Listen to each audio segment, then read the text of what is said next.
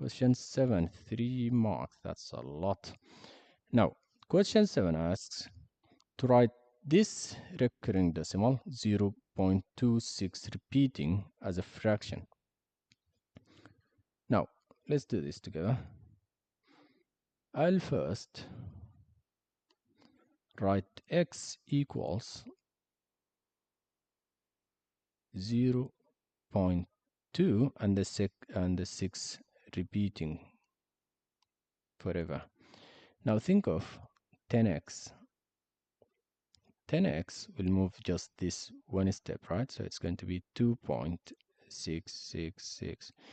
Now compare these two. Do they have the same decimal values? No, because there is a 2 here and there is a 6 here. So we will multiply again by 10. So it's 100x. Now we will move this out here. So it's going to be 26.666 repeating. Now compare the decimal values. This is 2666, this is 666, and this is 6. Oh, these two look the same on the decimal part. So we subtract them. So 100x minus 10x is 90x. 26 minus 2 is 24. And the decimal will cancel each other.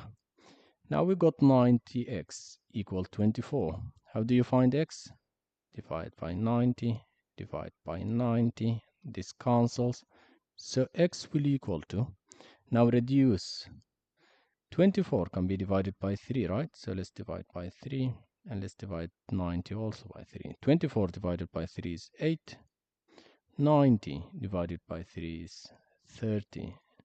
And remember, it's non-calculator. So if you don't know how to do 90 divided by 3, think of 9 divided by 3. It's 3. And then just plug this nice 0. 3 marks for this question. How was it? Was it 3 marks? Yeah, it's 3 marks. Now, vectors.